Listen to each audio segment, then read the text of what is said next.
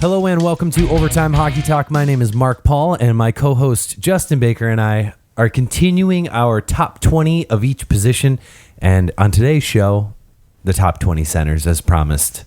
Justin, after a week in Ireland for myself and a week in Michigan for you. Wow. It's good to see you again. Good to see you. Make it sound so glamorous for me. I mean, I tried. Great. Was it as glamorous as I made it sound? I mean, it really was. How was the trip, by the way? It's pretty incredible. Yeah, if you can ever go to Ireland. I didn't get to go see a Belfast Giants game, which is apparently the professional hockey team in Belfast. Right. We were there for a night, and they weren't playing until the following night. They played the night before and the next night, but not the night we were there. So I'll be honest. As much as I love hockey, I would, with that being over there, I would not have even thought about hockey. I would have thought about whiskey, right? Oh, I had lots of that. Yeah.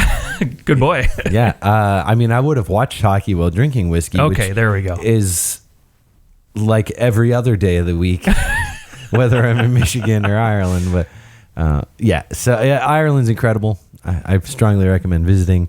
I couldn't live there because it would be impossible to watch hockey. It's so hard because you'd know the score because it's 5 hours ahead.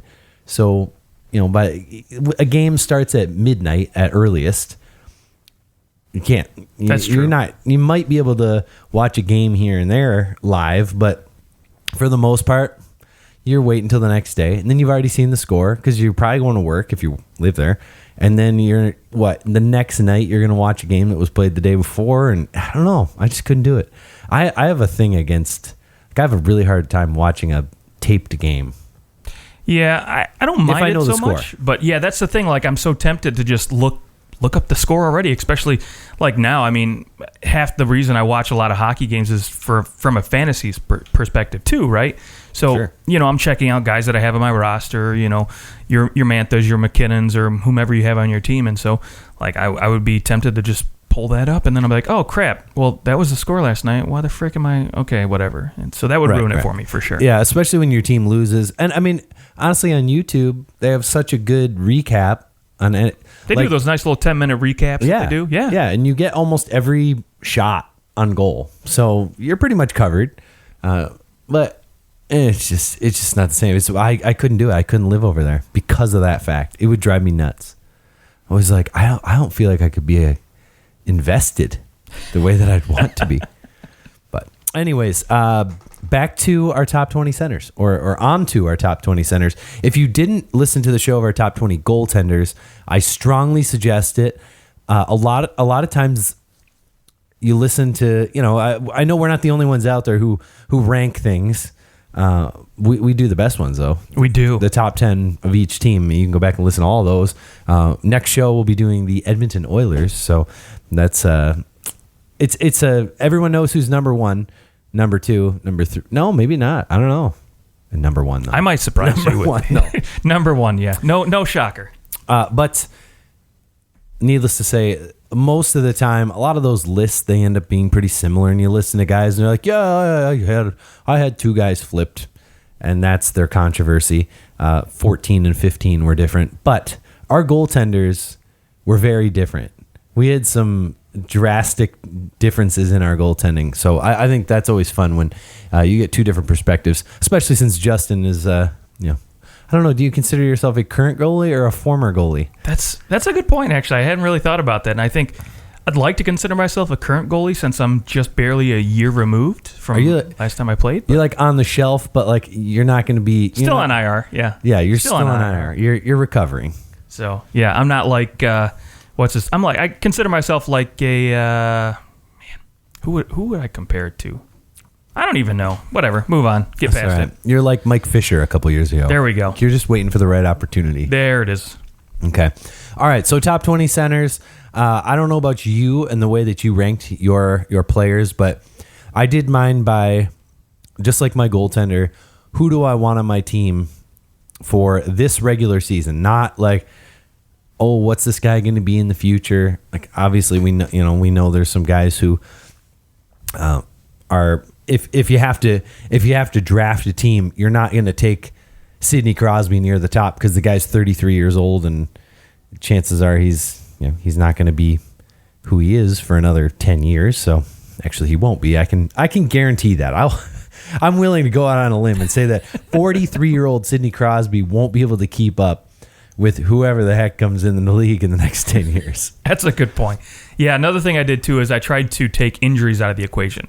I mean, they did play a small part, but I didn't like for instance, I did play a large part in it. Was like, would I have this guy, like you said, for a season? But that's assuming he's healthy for the whole year, right? Yeah, I mean, Evgeny Malkin, he's on my list of top 20 centers. He appears. He makes a small appearance, and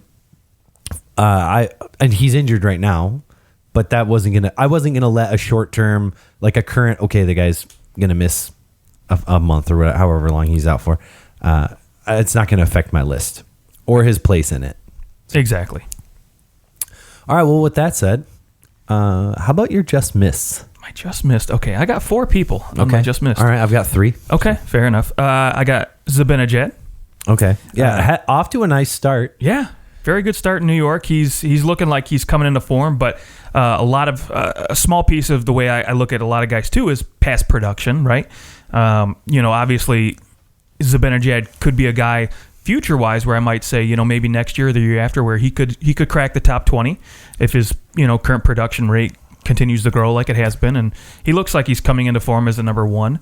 Yes, over the last 3 seasons, the last 3 is in this season and the 2 previous. Okay. So dating back to 2017, he is the 39th highest scoring center on according to NHL.com. Who Mitch Marner's a center at NHL.com, and so is Leon Draisaitl. Although we're gonna get to Leon Draisaitl as a center. I got some things to talk about. But it also has Brad Marchand as a center, which he's not. He's not. But he's the 4th highest scoring center according to NHL.com. But I think for the most part, most of these guys, they're correct. But yeah, 39th is where Zibanejad lies. Okay, fair enough. Another guy, Braden Shen, who's right above him. Couple spots. Don't choke. If you hear me cough, just know if I sound like I'm trapped in a pipe or something like that. That's why. Yeah, great. Sean Monahan also made my just missed. He made mine as well. Okay, and Elias Pettersson made my just missed. Okay, just because again, I think I have a hard time with guy who had one. I mean, obviously he was a rookie last year, but just one good year. And I'm the type where I look at a guy like him and I think the future is very bright, and he'll probably be on my list next year. But I want to see the success, the production continue. So okay, Thomas Konechny. Okay, he's on my just missed. He has had a great start to this year. Was an underrated last year for the Flyers, for a bad Flyers team though. Now he's another guy that's primarily been on the wing. He's on the wing. He's kind of back and forth. Yeah, he can. Yeah, but I threw him in there because I'm excited about the start that he's having. Okay, that's fair. It feels like there's a lot of Flyers prospects who've been touted about for years, and none of them have really, like Provorov, yes, incredible defenseman. But in terms of their forwards, a lot of them, it was like Scott Laughton, he's going to be amazing. And then, right. and he's Scott Laughton. But yeah, it's nice to see Konechny putting up some big points. Anze Kopitar. Okay. He's on my just missed as well. Good deal. Just felt like I think he's probably in that, he's gone down far enough. Like he was terrible last year, as were the rest of the Kings. Right. And all, but yeah. he was just god awful last year. Was hardly a number 1 center, and he just looked so slow. And he's not off to a great start this year either. He actually is production wise. Yeah, is he having 10 points and I think 11 games right now? He's looking pretty good. And the Kings, well, me sideways. I mean, if you really think about it, like where we expected the Kings to finish, yeah, they're still towards the bottom, and I don't expect too much out of them. But he's still putting up the points. Oh yeah, he does have points. Yeah, that's 10 points in 9 games. That's what happens when you don't watch hockey for a week. Right, you miss a bunch. Yeah, but nevertheless, it doesn't change the fact that I don't think that he's there. No, he is. He's slowing down a little bit, and it's like how there's a lot of guys, and he included, I think, where I do worry, like, how long can he sustain this kind of production? Because for a team that's supposed to be bad, and I think that probably will be bad by the end of the year, is it going to be because he slows down, or is it going to be because the rest of the team is terrible? So, I don't know. We'll see. I mean, they're still bad. Yeah, they're still bad. They're still, fifth in the wild card race. They're not doing anything too special. They have had a couple games where they beat teams, like they beat Calgary, they beat Winnipeg, teams that are right above them. At least they're supposed to be in the playoffs, but right. They're not currently, but probably because they lost to the Kings. That's why they're not. It's going to be a rough go if you lose to the Kings. Okay. Let's go with your number 20. Number 20. 19 and 18. Okay. Number 20, we just talked about Kopitar. I do think he's still capable of being a number one, but he is slowing down a little bit, and I'm worried that the type of production he has early on isn't going to be sustainable for the year. So if he keeps it up, great, good on him. I think he's very capable of doing that, and I think he still has a good two-way game. So yeah, and we'll see what happens with the rest of the Kings. Like, do they, look at this current roster and start to move some pieces? Right.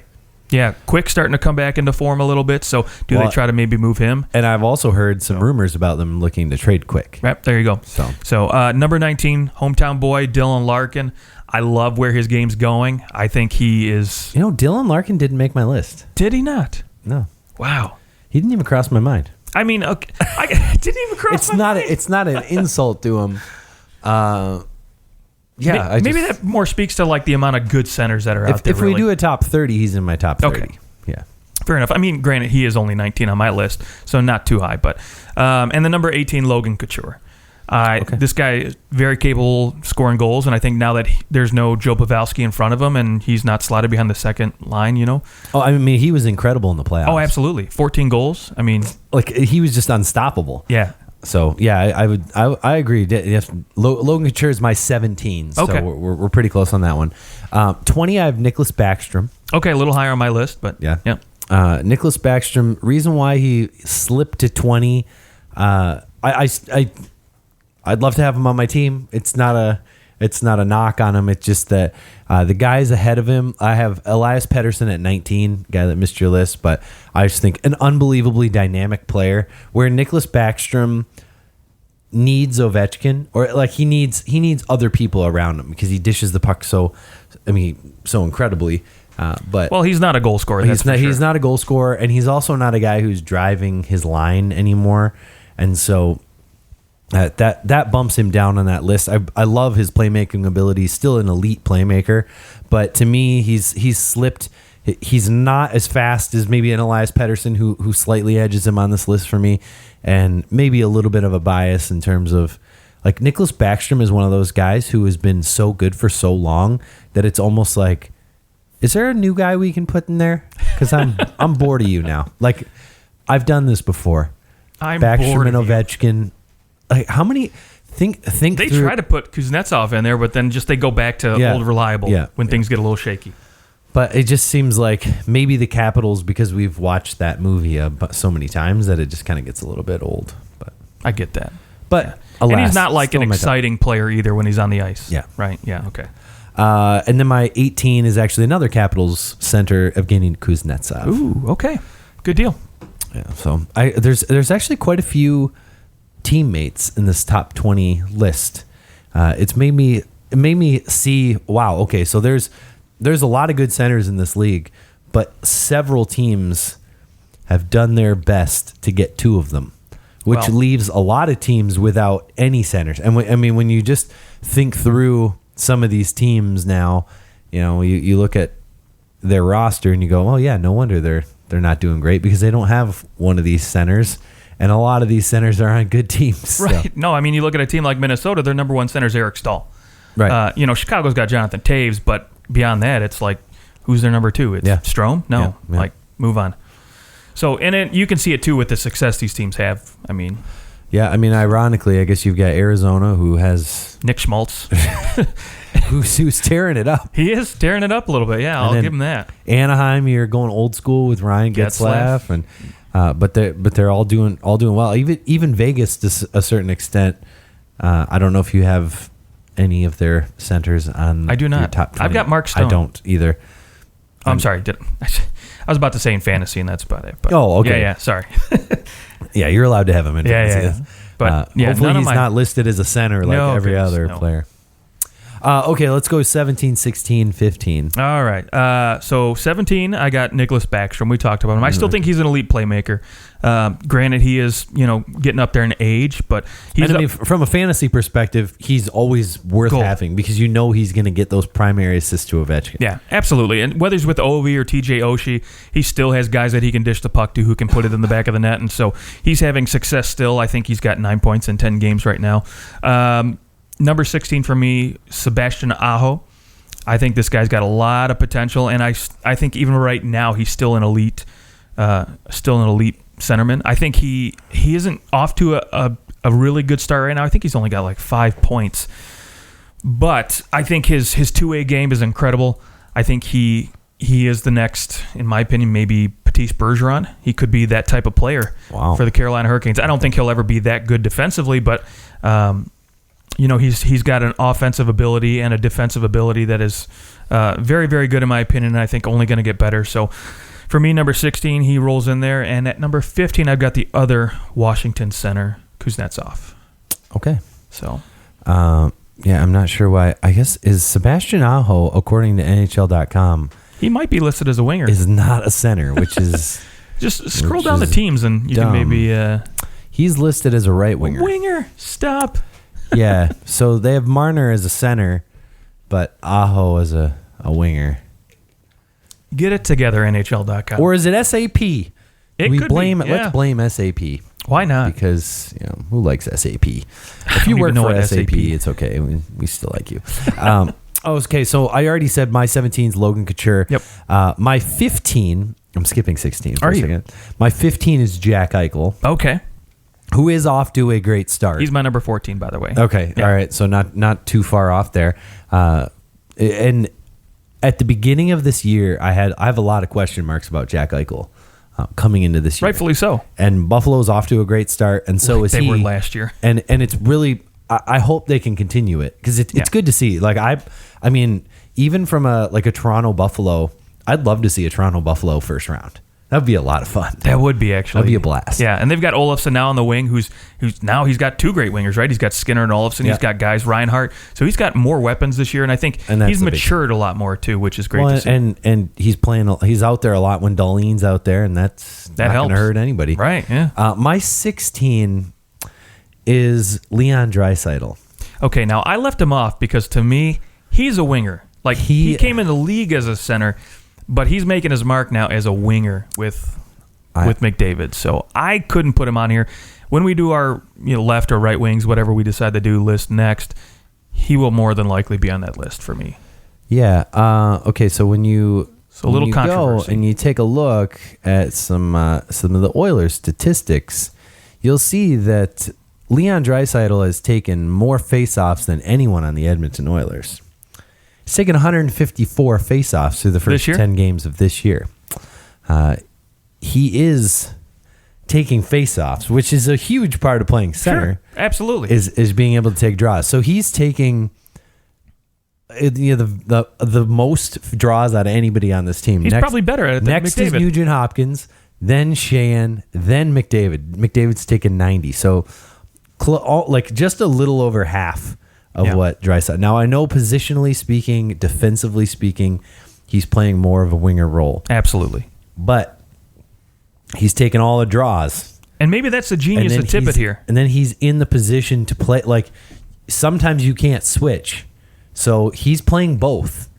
And, maybe it's just more or less you're an F1, F2, F3. Like, McDavid's your F1 and Draisaitl's your F2, and you don't really care who's taking the draw or who's playing wherever you are. I know that Draisaitl is if you have to place him in a box, you're going, he's a winger. But he's doing things that centers do. I mean, he's taken 154 faceoffs, and when you look at the rest of the NHL, he's taken the 20th most faceoffs in the league. And he's supposedly a winger. Well, look, I mean, right above him at 19, Eric Haula. He's a winger, for sure. But he's taking 156 faceoffs. So I get that argument. I get it. But again, for me, I got to put him as a winger. And I think that eventually we're going to see him move to center. And if he's playing center, he's in my top 20 centers because he's in my top 20 players. Yeah, absolutely. So, okay. Yeah. So he's my. There's my 16. So, okay. And your 15 was Eichel. And my 15 was Eichel. So you had Eichel at 14. 14. And then who are your 13 and 12? All right. 13 is Tyler Seguin. I think a guy who, I don't know what it is historically, but he always seems to start the season a little slow, right? Well, yeah. I mean, last year, the owner of the Stars is cussing him and Ben out, which there's a lot of rumors revolving around Jamie Benn. Maybe going to the Islanders. Yeah, I don't know what's going on with Ben right there, too. But, I mean, regardless, I think he's still an elite goal scorer. He's got amazing speed, and I think he's a great all-around centerman, and he's a guy that I would be okay with being my number one for sure. Absolutely. I mean, I think there is a way that Seguin gets into my top 8 if he's just depending on kind of what happens. I think he's in such a defensive system. Absolutely. Too, that kind of holds him back from putting up these massive point totals. I'm wondering if he were playing in, let's say, Winnipeg, if he'd be putting up bigger numbers. Right, and that's the thing, too. I look at it, and I always wonder, like, okay, Jamie Benn, he won the Hart Trophy, how many years ago he won the Art Ross. Right, the Art Ross for 84 points. Barely sneaked it out right. 86, I think. Was it? Yeah. Okay, well, anyways. It was the lowest winner of the Art Ross since like the 50s. Like a non-lockout year, right. And so Jamie Benn obviously slowing down. He's a big body power forward type guy, so the speed's catching up with him this game, and so it makes me wonder if he was with, like, for instance, a Patrick Laine or even maybe a Kyle Connor, how much better would Tyler Seguin look? And so while it doesn't necessarily, it's not a knock on Jamie Benn, it's just necessarily just I think an asterisk for Tyler Seguin on this list for me, and I would put him higher. He could be higher, He could be, yeah. So number 12, Evgeny Malkin. I think his game is not necessarily gone, but I think the guys ahead of him on this list are just getting better, and they are better currently, where I think he just hasn't, his production has kind of slipped a little bit, but not terribly. But, I mean, it's just, I think the guy's just ahead of him right now at this point. If I had to have him for a season, I would probably take one of these guys over him. Okay, yeah. That's fair. I have him a little bit higher on my list. Okay. I go 14 is Mark Scheifele. Okay. Who put up some nice numbers last year. Very nice. And is continuing to do so this season, but he's a lot higher on some other lists out there. I think I saw him as high as 8 or 9 on some lists. Yeah, I think NHL.com's got him like at number 9. And that's a little bit high for me. I think he's really good, but I also think he's playing on a really great team. In terms of offensive production, he's playing on a good team to be a part of. And so I just wonder about that, but I mean, it's not a knock. He's the 14th best center in my mind. I have Sebastian Aho at 13. So I'm a little bit higher than you do. Mostly based on, I'm not, the first 10 games of the season, it's fine. He just, to me, he's got speed, he's got size. Like, the guy can do everything. I mean, that comparison to Patrice Bergeron, maybe not in the defensive sense, but in the way that he could be. He plays hockey the right way. So it'll be fun to see him as he matures, what he can do in the playoffs and the way he can produce. My 12 is Tyler Seguin, so not too far off of where you had him as well. And we've beaten the Tyler Seguin train to death, so we'll just move on. Right. To our 11 through 9 now. Yeah, 11 through 9. Yeah, so 11 for me is Scheifele. Again, I think this guy's an incredible centerman. Not quite a top 10 guy yet. I mean, obviously at 11.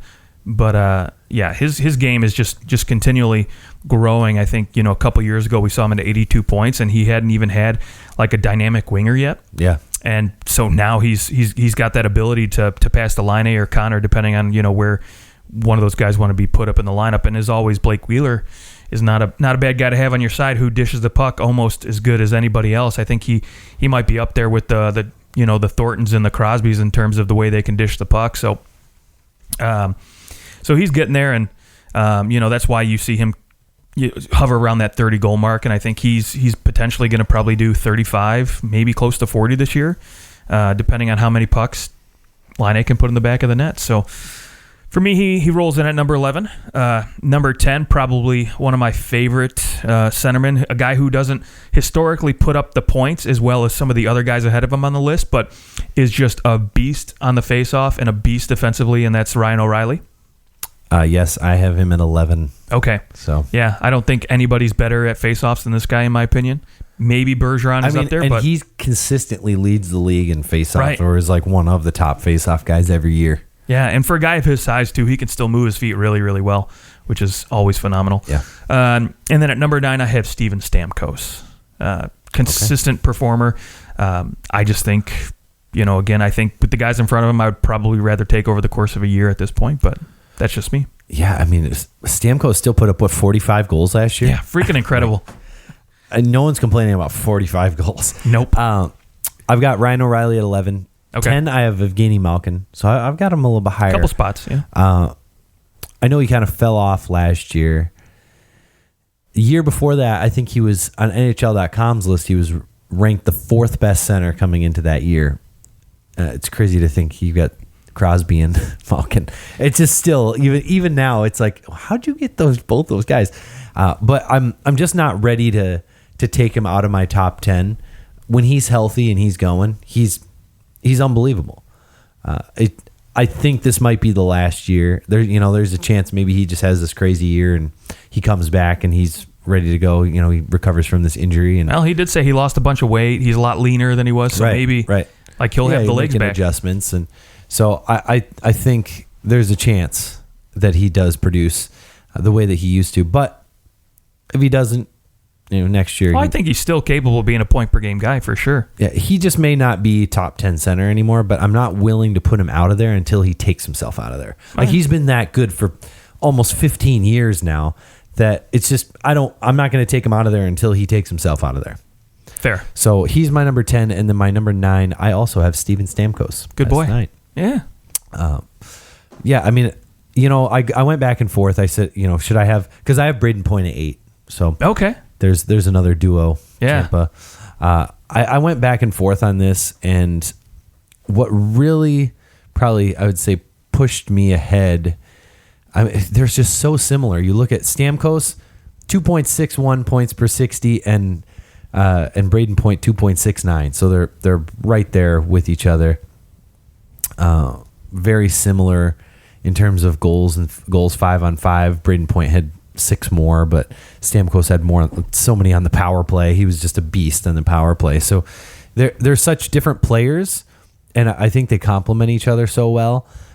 But ultimately, I put Braden Point ahead of Steven Stamkos because I think that this year in particular, we're going to see Braden Point take that number 1 center role over. And it be like at the end of this year, we're going to go, okay, yeah, Braden Point, they're still 1A, 1B. Stamkos is still the power play guy, but Braden Point, I think, is going to get the defensive responsibilities that maybe Stamkos won't. Fair enough. Maybe be played up against tougher competition because that boy can skate. Yes, he can. So. Yeah. Let's go your number. Well, I said my 8, so why don't you go? So let's just do 8 and 7. 8 and 7, okay. So 8 for me, Patrice Bergeron. Okay, yep, he's my number 7. Okay, yeah. I think he's still an amazing two-way center, probably top 3 easily if you talk about two-way guys in this league. The only knock I have on him is his offensive production, right? I know last year's point-per-game production was great, 79 points in 65 games. However, you look prior to that, he never really was a point-per-game player, and I think the offensiveness of his game has sort of exploded because of the addition, in my opinion, of David Pastrnak. Yeah, absolutely. And having a guy like that, and so it makes me wonder, like, is he really an 80-point guy, or is, Bergeron more or less a comfortable 60, 65, 70-point player, on his own. So, well, he also only played 65 games last year. Right, and I'm trying not to take injuries into it too much because he never stays healthy for the last 3 seasons. And but that has to be it's one thing to it's go. It's a small factor. It's sure. one thing to say, well, this guy's currently hurt, but I'm not going to hold it against him. It's another thing to say this guy gets hurt every year and he misses 10, 15 games every year. Right. Like that is a factor. It does play a small factor for sure. But I think for me, why he's not higher is mostly because, I mean, the offensive production. At what point do you think that this sidebar? No, sidebar. At what point do you think teams start to go, you know what, you're 30 years old, and so we're not, or 35. Let's like a guy like Bergeron. He's 34. So when does a team go, you know, we've done the sports science, we've determined that we're not going to play you on the second half of a back-to-back anymore through the whole entire regular season? I don't. Is that ever coming? I don't know necessarily if it's like you have to look at a guy and say, okay, we're not going to play you in the second half, because the Red Wings, I remember them talking about this with Kronwall and Zetterberg a little bit, last couple seasons, because they were up in age and injury history. But I think with what the difference is here is they don't have anybody else who can step up, right? Krejci, yeah, maybe he can step up, but he's so unpredictable in terms of production. It's like up and down every other year. Yeah. Last year was great, but the year before that wasn't, right? This year, Krejci not off to a hot start either. So, you don't know what you're going to get. And so I think right now, you're getting decent production with Bergeron. So, you have your hands sort of forced in that sense. But I think if you do have a guy who is a great number 2 center, for instance, like, I don't know, another team you could look at like Tampa Bay, right? You've got a younger Braden Point and an older Stamkos, even though he's not really old, but he's up there. He's like 28. Right. And so maybe in like 5 years, right? 5 years when he's 34, 35, but in Braden Point's in his mid-20s, maybe you look at it and say, okay, well, now we're going to limit Stamkos' minutes. I think that's Braden what you Point have to do. Is in his mid-20s. He's like 24. I think. Is he? Yeah. Okay. So anyways, but I'm just saying, I think with older guys, you maybe start to limit their minutes and let the younger guys play a little bit more if you can. Yeah. But yeah, I'm just wondering if they're, because with goaltenders, I think if we had talked when we first started the show 3 years ago, if I told you, Justin, I think that the top goalies in the league, they're probably only going to play about 50 games a year, I think we would have been like, no. Right. The best goalies play 60 or 65 minimum. Like, you're not a good goalie if you can't play that many. And now it's like, I mean, the guy who won the Vezina trophy, who won the Vezina last year? It was Ben Bishop, wasn't it? No, Vasilevsky. Vasilevsky, that's right. Yeah. Best goalie from Best Team Award. Right. But Ben Bishop's up for it, and Leonard, and both of them played less than 50 games. Yep. So it's a, and probably the reason Vasilevsky won it is because he played more games. And a lot of people probably said, we gotta have this guy who's actually played a lot of games. But I'm just wondering, is there a point when teams are going to start to go, no, we're just going to rest this guy? Like, we don't, if Bergeron, he was out he missed 17 games last year. The Bruins' record in those 17 games was very good. Yeah, because Krejci stepped up, right? So, and there's other guys who can step. Right, so absolutely. I'm just wondering if there comes a time when the science shows, hey, would you rather this guy be in game number 43 in the regular season against schmoho team that like a mid of the road team, a team that you think you can beat without Bergeron or whoever you have as your center, and you go, we're not going to play you. No more back-to-backs. We don't care. We're willing to take our losses, and as long as we're in a good position, we're going to rest you. Yeah, I think as the game gets faster, that's a real possibility for sure. Okay. So yeah, we just had. I had. So Bergeron, my 8. He's your 7. My 7. Yeah, Patrice Bergeron. So my number 7. Your number 7. Austin Matthews. Wow, you have him quite low. Quite low for your standards. Yeah. Quite low for pretty much every list out there. So I love. He has the most deceptive wrist shot in the entire NHL. Bar none. I love his shot. And he's got a pretty darn good one-timer now all of a sudden. Yeah. He's lighting it up. I think he's got 8 goals already this year. Yeah. Not too shabby. So we might actually see him. Well, actually, I shouldn't say we might. We're going to see him get back to 40-goal form, which he hasn't done since his rookie season, mostly because he's been injured. He can't play more than 60 games in a year. Right.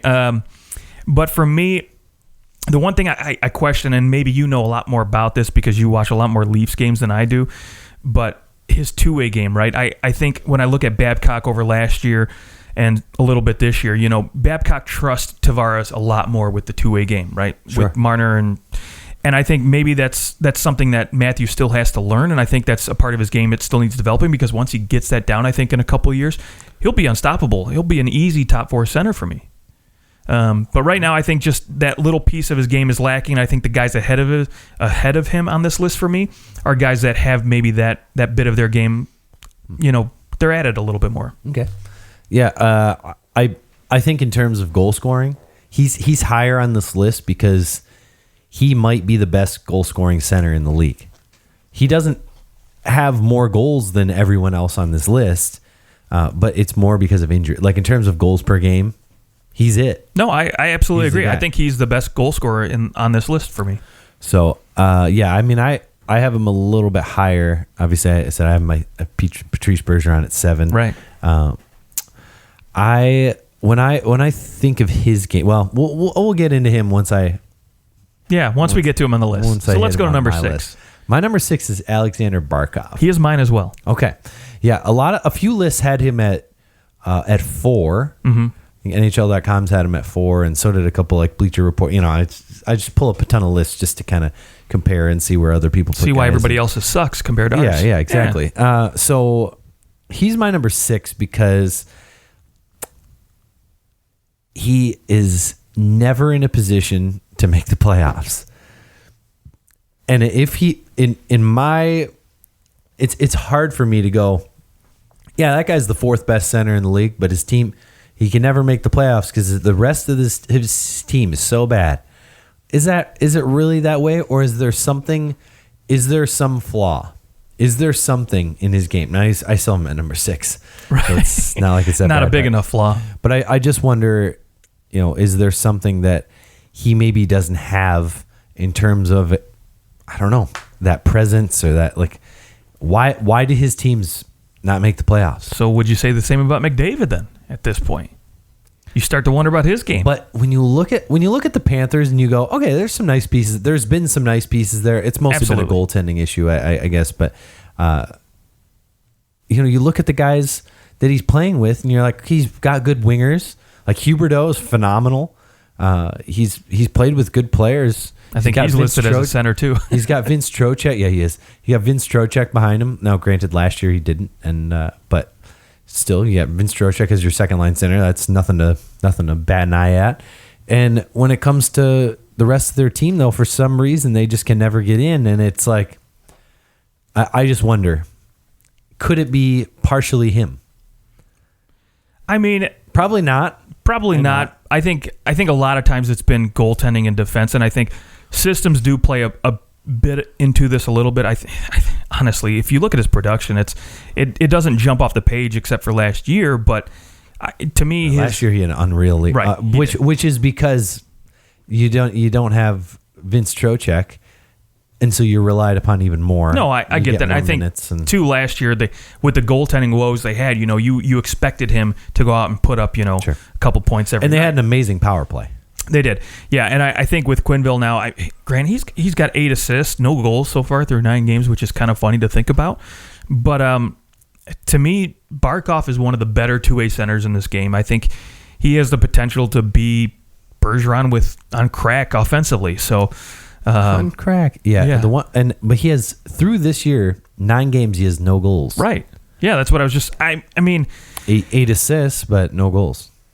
Yeah, he is not necessarily known for scoring goals. Last year was the first time he got over 30 goals, so I don't think he will get 35 goals again, because I think you're going to have guys like Trocheck who can put up a lot of goals that will be healthier throughout the year, and now he's got... Who has one goal. Right, which is kind of funny to think about. He's a 40-goal scorer. Mike Hoffman leads their team. And, right. Brett Connolly has... A nice little surprise, actually. Infinity more goals than Barkov does right now. Infinity. Yeah, so I think Barkov will be dishing the puck a lot more just because the pieces around him have the ability to score more. So, well, and obviously it's worked thus far. I mean, they're 4-2-3, which technically, in my mind, they're 4-5. So they're actually they've lost more games than they've won, but they've got that first wild card spot locked up for now. But yeah, I think Barkov at 6. It feels right. Feels right. Who's your number 5?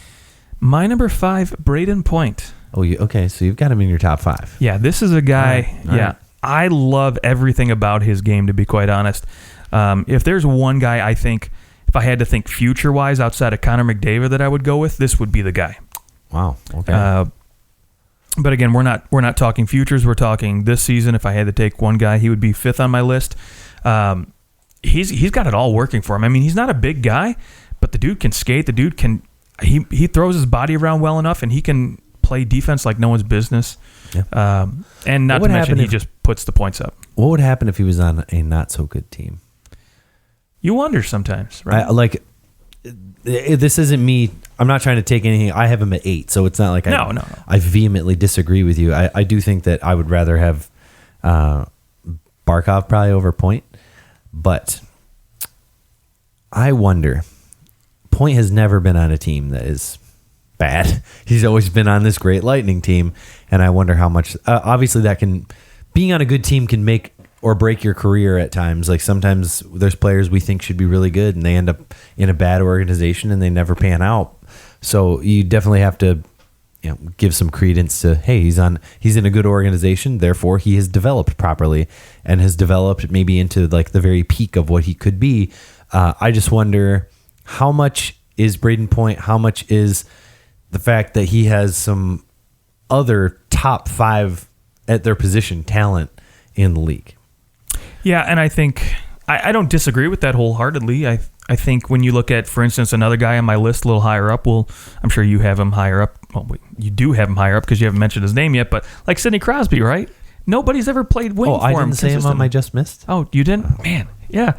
So you think you wonder, if a guy like that had top 5 players around him on the wing too, how he would perform, right? Sure. So I get that argument, but for me, just watching his game, it just seems so complete over some of the other guys behind him on this list that I can't help but put him at number 5. So okay, my number 5 is John Tavares. My number 4. Okay, yeah, love this guy. So I'll say I have Matthews at 4. Okay, so Tavares, Matthews, 5, 4. I could flip flop them. I will agree with you. Obviously, Tavares. I mean, you're a 28-year-old guy. You're probably going to have a little bit better of a defensive game than the 22-year-old. Absolutely. And so that point is fair. Both these guys can score like the wind. I mean, Tavares had 47 goals last year. Right. So nothing there that says you can't shoot the puck. Definitely helps the fact that he's been able to play with Mitch Marner. I mean, he's definitely the best winger that he's ever had. He's no offense to the wingers that he had in Anders New York, Lee like Anders Lee, but who was the guy that went to Buffalo? Kyle Okposo. Oh, right. Guys that Tavares was making was like making the money essentially. Right. Yeah. This way around, I think it was. I mean, Marnie, old Marnie. He definitely made Tavares better, and vice versa. They both. That's what good players do. Tavares definitely made Marner a lot of money. He's just that guy. You want those guys on your team, but I'll give you the two-way game. Matthews though Tavares is like he does everything right. He's got a great shot. He can skate. He can do everything. There'd be no reason why you wouldn't want to have him on your team. There's like just that little bit of that Matthews has that you go, what the like that guy's unbelievable. Matthews has got like this aura around him where I look at him and I'm like, this kid can be really something special, right? Well, it's like he stick handles the puck like Patrick Kane, and then he can shoot the puck like no one I've ever seen. That's, I think, the thing that makes him so unique is that he really does shoot the puck like nobody has ever shot the puck. Right. I mean, Tavares does everything really well, but Matthews has got a few things that he does exceptionally well. Like much better. Maybe the best of all time, potentially. Right. And so, yeah, that kind of puts a little spark, a little glimmer in your eye where you're like, a little glimmer. All right. So you have Tavares at 4. Who do you have at 5?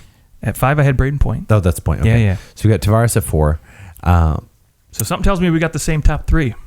It sounds like it. Probably not the same order, though. I don't know. Okay. All right. Let's hear your number. Let's do number 3 because I'm sure it's the same. Nathan McKinnon. Yeah. Okay. Absolutely. I thought about. I thought should Nathan McKinnon be higher? Like, has he eclipsed Crosby? I want to put him higher, but I think he's and still the answer is like it's not even. It's like I've got 1 and 2, and then there's an extra big step. Like, have you ever walk up some stairs and you're like, well, that step seemed a little bit off. It was a little. I had to step up a little higher. A little higher. There's a little separation. Like everybody else gets to be down here in the basement. I don't know if he's got for me, not necessarily that far away, but I think he's holding on. He's got his foot up there, and he's about ready to take that step. Right. I'd say in terms of like face-offs, he's never been the greatest. I mean, no, not so far this year he's at 44.4%. Like that's tremendously terrible. Although I have Connor McDavid in my top 3, and he's under 50%. Whereas though you have Crosby, that's right why now he's at 57%. Yeah, Crosby's always been very good at the faceoffs, but I think that's why you probably have Dave Tippett, smart guy, realizes, oh man, Draisaitl's way better. Let's throw him in and do that. Although Draisaitl, I think, is at 46%. He's actually a percent lower than good than grief. So apparently none of them can take faceoffs. Okay, so number 1, you have Sidney Crosby. Oh, wow. Yeah. Okay. All right. I don't have Sidney Crosby at my number 1. I do have Connor McDavid. I figured you'd be a little surprised. I'd like to hear this. I'd like to hear why. My argument is, 1, the Stanley Cup rings don't hurt, right? You have a guy who's been there. He knows what it takes to battle. But for me, you look at both guys, right, and you can say these guys drive a line. Both these guys have never really drive had... a team. Yeah, drive a team, exactly. A whole damn team. Right, but I think when you look at Crosby's whole entire game and the way he has developed himself from, being just an offensive threat to playing a whole entire, 200-foot game where McDavid's not there yet, that's the little edge that I think just gives Crosby that number 1 spot over McDavid for me. Because if I had to play a whole season with one guy, yeah, McDavid's going to give you 200 points and Crosby might give you 150 points. But I think when push comes to shove and now you got to battle in these tight 2-1 games, Crosby, to me, gets the edge. So yeah, when everything tightens up, the guy with incredible hands who can just stick his butt out and do his magic. I mean, he is playoff tested, and he's a playoff guy. He is. We unfortunately haven't seen McDavid make the playoffs. I mean, hopefully this year. At this point, right now, it looks like they might. It worries me, though, because if you look at the stats, right, like I think 4th in the team in points for forwards is Thomas Jurko with 2 points. Right. So it drops off dramatically after the big 3 on that team. So and they just got shut out by the Minnesota frickin' Wild. Yeah, 3-0, I think it was. 3-0, yeah. Yeah. It's the second time in McDavid's history where he's gone 3 games in a row without a point. So a little tidbit. Still is like, and he's still number 2 or third number in the 3. league. Yeah, yeah. You've got freaking John Carlson having the greatest ride of his life, 20 points in 11 games, and then Pasternak's got 17. Oh yeah, they're tied. McDavid and Pasternak was 17, but Pasternak has the 10 goals that I think is it bumps him, keeps him ahead. Yeah, right. Okay. All right. Well, that's our top 20 centers in the NHL. Let us know what you thought at OT Hockey Talk, and you can find us on Instagram or on Twitter, and let us know what you thought. With that said, look for the Edmonton Oilers top 10 on our next show. Head back, listen to the rest of them. If you're looking for just general hockey talk, it's not time sensitive, so it's great. You can go back and listen to those anytime you want. If there's not something you want to listen to hockey-wise, head back and listen to those. Have a great rest of your day, and we'll talk to you soon.